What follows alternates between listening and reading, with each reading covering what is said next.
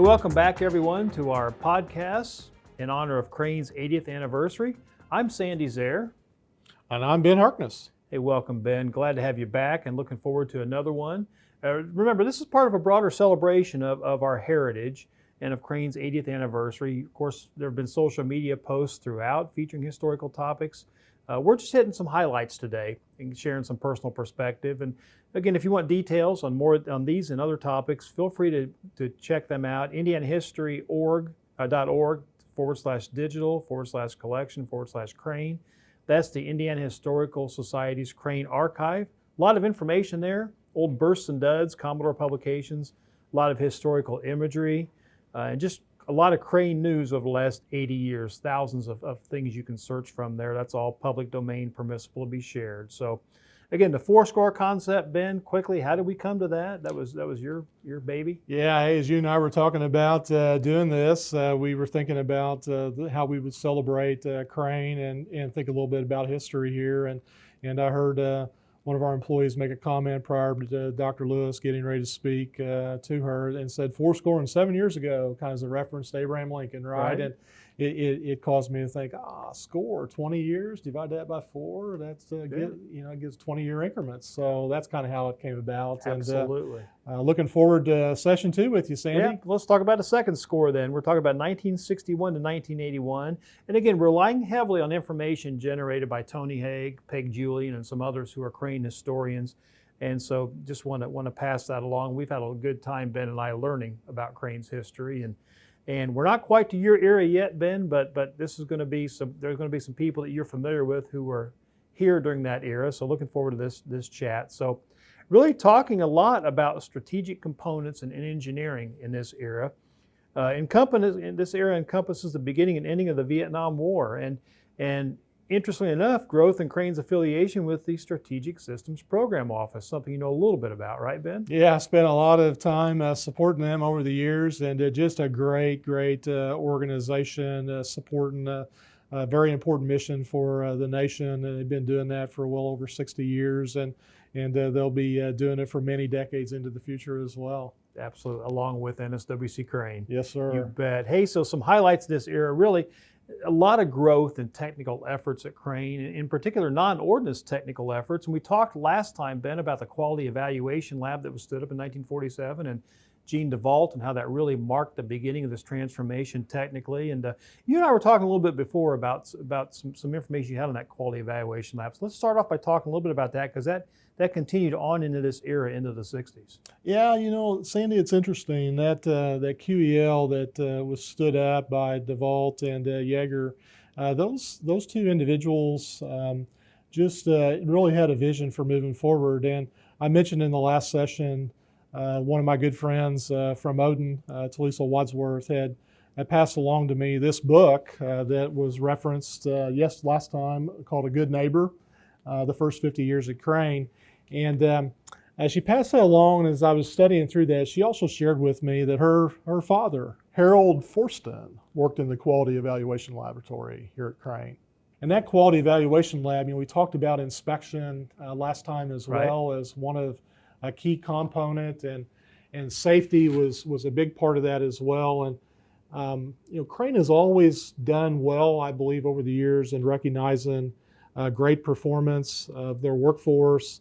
And one of the things back in the 1960s that I ran across and Talisa had shared with me were some individual safety pins that her dad had received when he was a manager for safety and safety records. No safety incidents occurring in your particular organization resulted in recognition on a yearly basis of that performance and that focus on safety. And I've seen over my years at Crane and the 3+ decades that I've been here that safety is just embedded in the things that we do and the way that we perform our work. Wow. Yeah, so that's really interesting. You can trace a lot of roots back to these things. And I think that's one of the most interesting aspects of doing this, is to really kind of understand where our history and our heritage comes from and how it marks the Crane of today. This Quality Evaluation Lab did a lot of things. Gyroscopes at the time, guided missile fuses, microelectronic module circuits, missile aircraft batteries, aircraft control instruments, even electronic items. So a lot of components there. And that was all important because at that time, 64 to 72 was the Southeast Asia War, and a lot of buildup and execution of that war. So, as we said, a lot of support. We already talked about some of the radar work, and one of the areas that Crane really evolved into at this point was also small arms. And so there's a guy named Leonard Arnold who was actually a father figure, if you will, for Crane Small Arms. He was assigned total engineering responsibilities for small arms, arms mounts, ammunition, and also design and development of guns and mounts of all kinds of small caliber for the Navy forces. And Ben, there was this twin 50 caliber machine gun as well. Some of these mounts that were worked on here at Crane, right? Yeah, that 50 caliber machine mount concept was initiated here at Crane, and it was installed on river patrol boats, air cushion boats, and assault boats, and many other types of vessels that were needed to have that type and level of protection, as well as firepower on them. Right. Yeah. Absolutely. And so this was all during the Vietnam War, and of course, a lot of demand for infrared decoys and flares was also critical during the Vietnam War. So just lots of stuff came from Crane, and a real focus at that time as we evolved from ordnance into some other things, and really Crane talked about an existence that was there to support ships, aircraft, and submarines at sea. Really focusing on fleet readiness. And so, Ben, a fun little fact about an admiral at Crane. You want to share that for us? Yeah, in June 1968, even though it was a really short time, the captain at the time, Captain Chrisman, became the highest ranking naval officer to serve as the commanding officer of Crane when he was promoted to the rank of Rear Admiral. Yeah, so Crane at one time had a Rear Admiral, at least for a little time, as a commanding officer. It's kind of fun stuff there. Hey, and so also, we report up to the NAVC chain, which is our 3-star command. And NAVC was formed in July of 1974, so also during this period. And that was big because what NAVC did was made a name change, didn't they, Ben, here at Crane? Yeah, it changed us from NAD Crane, which is how I kind of knew it when I was growing up. And I remember seeing signs on the highways pointing to NAD Crane.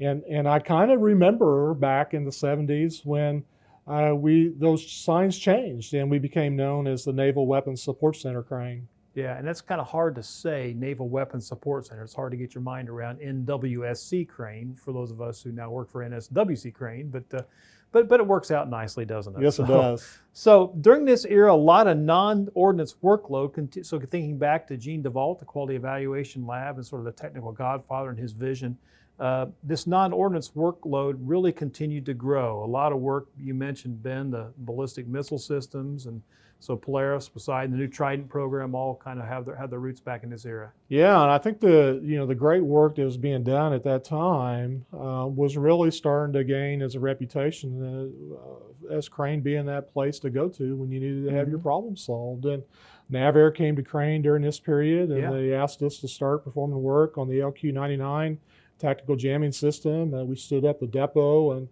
1974 for that particular system, and it.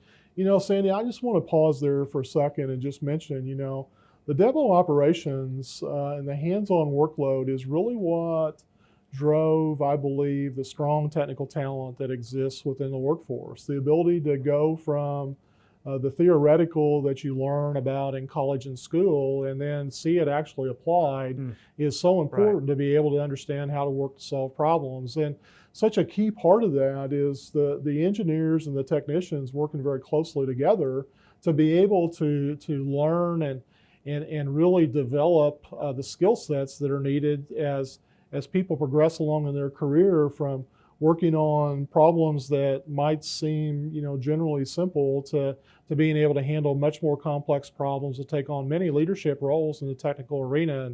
And that evolution and that the development of people who get really strong technical skills, I believe, is just foundationally rooted in our ability to have hands-on level work. Absolutely. And hands-on level work at that time was in things such as batteries, small arms, electro-optics, RF components, acoustic devices, just bigger, more diverse growth, radar systems, right? A lot of in-service support there, and I could go on, but just in general, a lot of synchros, electromechanical devices, and just a lot of things happening at this time period. And one of the big things we talked about, Ben, was in radar, right? The microwave tubes, the traveling wave tubes, if you will. Yeah, I spent some time over there, and we'll talk a little bit about that maybe in the next session too.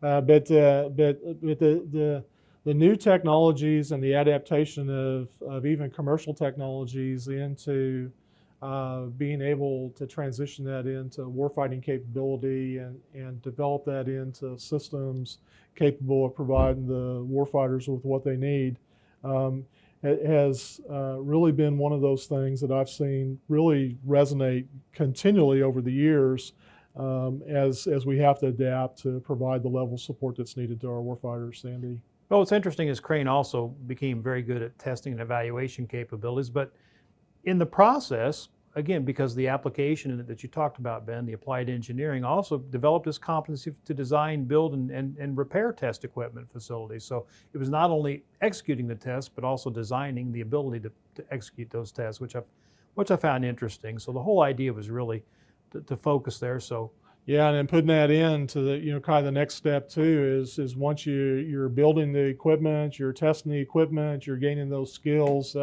It just stands to reason that when you're the technical experts in these areas, it pulls you in to support direct fleet support as well.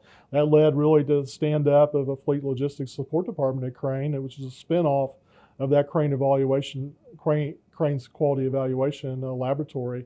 And they focused on activities primarily focused on maintenance of highly technical and complex hardware for all the military services. Yeah, good point, Ben. A lot went on during those years, 61 to 81, but perhaps one of the biggest transitions happening at Crane, in addition to the name change, was that in 1975, the Army was named the single manager for conventional ammo, and that meant something big for Crane, didn't it, Ben? Yeah, in 1975, the Army was named as the signal manager for conventional ammunition. And in October of 1977, all the ordnance production and storage work at the Naval Weapons Support Center Crane would be realigned under the newly established Tenant Command, the Crane Army Ammunition Activity. Yeah, and it's NWSC Crane, I did it too, transferred 700 civilian employees over to the people involved in production and renovation capability to this newly established Tenant Command CAAA. And that stand-up was really foundational because it gave an even bigger boost to NSWC Cranes, what becomes NSWC Crane of today, the technical boost of technical evolution. And so, the end of this era too was marked a drawdown that was done by the Vietnam War being over, and so,